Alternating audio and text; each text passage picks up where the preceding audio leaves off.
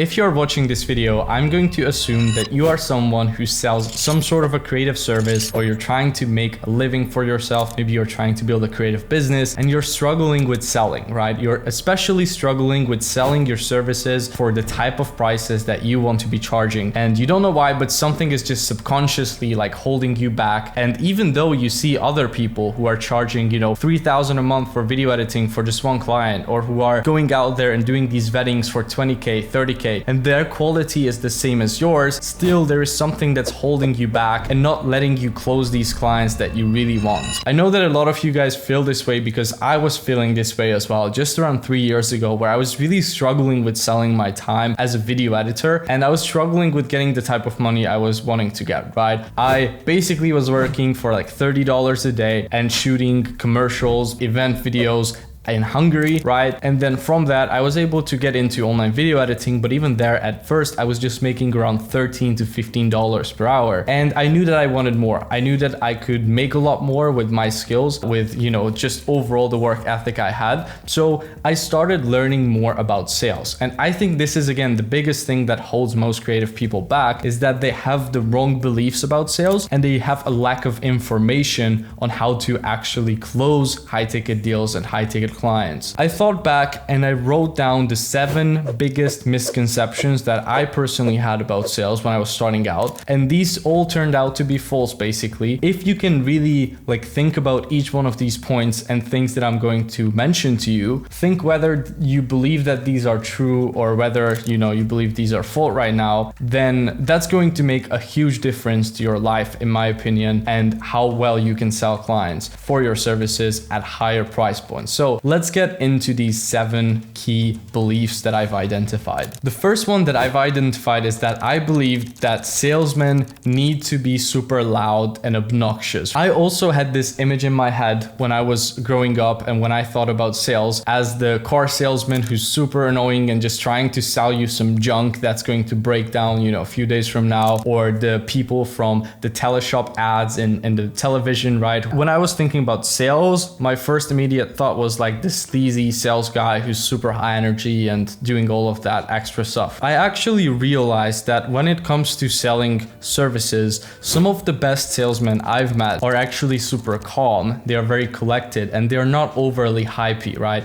You don't need to necessarily sell in that way. And if you are naturally more so introverted, which I am actually, which I know again, it can seem funny because I have this whole YouTube channel with all these videos and I'm saying I'm introverted, but actually I am very introverted naturally, and sales didn't come to me easily at all. I remember the first sales call I had, first proper one, I could barely even get myself to get some words out of my mouth. I realized as I was getting to know more and more successful people at sales, right, that you actually don't need to be over the top and you don't need to be super loud. Sales is about asking the right questions at the right time from the prospect and making them really feel understood. And then if it is a product or service that you are selling that can actually help them, then just offering it to them and addressing their concerns or objections. And that's pretty much it. None of this has to be super over the top or energetic. The second limiting belief that I held was that I believed that great salesmen are born and it's just something that you either have or not. This is something that I've been told over and over again, right? And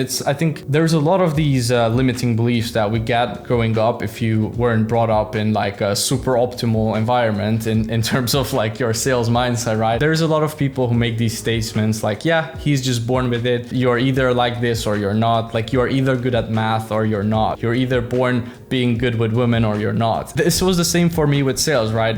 I was told that, yeah, you're either a naturally good salesman or you're not. And this is, again, it is just false. If you practice something and if you really put your mind to it and you study it, you can become really good at it, even if it doesn't come super natural to you. Is there a difference between people when they first start in terms of their beginning level? Yeah, sure. Some people get it a little bit easier, but that doesn't mean at all that if it doesn't come naturally to you, you still cannot become really, really good at it. Then the third misconception that I've held was that you need to be immoral if you want to make money and sell products and services. And again, this is just something that I think comes from our grandparents' generation who kind of fed this limiting belief to our parents, and then you get it through them. You don't need to be obviously immoral to to make money. Like, you can have an amazing service, and if it's actually going to solve the customer's pain points and make their life better, then you should in fact sell it to them. It's actually immoral to not sell someone who your service would help, not the other way around. So again, this was another thing I had to really like dig into, realize like, where did I get this belief from? And then I had to realize that this is simply just not true. And until I keep believing this, it's going to hold me back.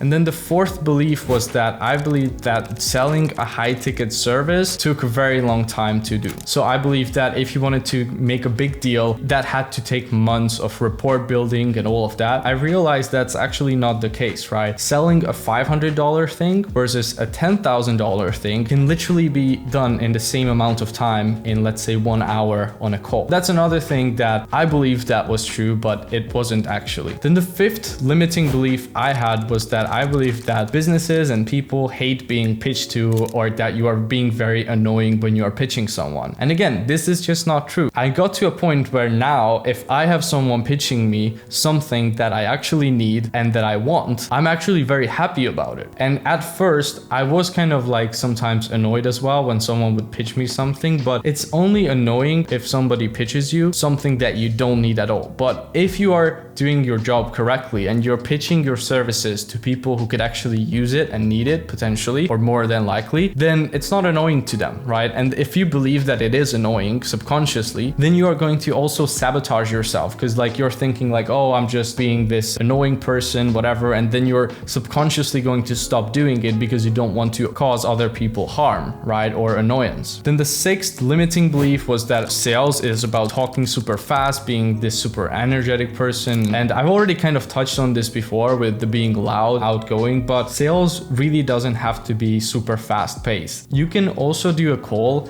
and be very slow, so to say, with your questions and your responses, and actually take time to think, because it's really just about the communication that's happening, right? It's not about trying to impress someone by how quickly you can talk or think or whatever. It's about getting the right information across. It's about asking the right questions, and not only that, but really paying attention to the prospect. So it's not so much about what you say, but more so about what you hear. And I know this sounds like a buzzword that I just said, but it's really true. Like, I've noticed that the better I pay attention to someone when I'm on a sales call with them, the more I also ask deeper into every answer they said to my questions, the more they feel understood. The more they are like, okay, Vince is actually paying attention. I really feel like he's actually trying to help. And that's at the end of the day what you are trying to do, right? It's like build trust enough to the point where somebody's willing to pay you at the end of that call. And so that's been another big realization, is that sales is more about listening than it is about, talking and being high energy and all of that stuff. And then the last limiting belief was that I believe that you need to aim to have 100% close rate, right? Like, you need to try to close every single person, every single lead that comes into your pipeline. And if that's you, right? Like, if you talk to 10 prospects or 50 prospects and you are actually pitching all 50 of them, you're probably doing something wrong, because there's almost no way that you talk to 50 people and all 50 of them are actually a good fit for whatever it is that you are selling. If you also pitch to people who you know that your product or service is not going to be a perfect solution for, then of course you are going to feel bad about yourself and you are going to stop taking calls properly or whatever. Like, you will find a way to self-sabotage because you know that deep down you're doing something wrong. You should not aim to close every single person. You should only aim to close those people who are actually a good fit and who you are going to be able to help. There's a lot of people who I tell, like, look, I don't think that you are maybe ready to work with us yet, and I just try to guide them in a different direction that I think is best for them. So that's another big one. It's like, you don't need to close everyone because that's just immoral, right? Like, only close those people who are actually good fits and then put in your everything into those calls. So I really hope this video was interesting to you, and I hope that it got you thinking a little bit about whether you have some limiting beliefs that are holding you back or not. Again, I think as creative people, this is super, super important to start learning more about these things, because at the end of the day, day, you probably already have a really good skill set, right? You might already be really good at whatever it is that you're doing. So if you want to advance in your career, I've noticed that oftentimes it really comes down to just adding these business skills, like learning how to create good offers, learning how to sell well on calls, learning how to generate more meetings and leads. It's oftentimes learning these skill sets and not just becoming 10 times better or 5 times better at the actual video editing or filmmaking or photography or whatever your service is, right? So hope you enjoyed this video. If you want help with scaling a content agency, especially a video editing type of offer, then go ahead and book a call with me and my team in the first link in the description below. You can also learn more about exactly what we do there. So hope you enjoy this video. If you want to see more content like this, also subscribe to the channel, drop a like, and I will see you in the next one.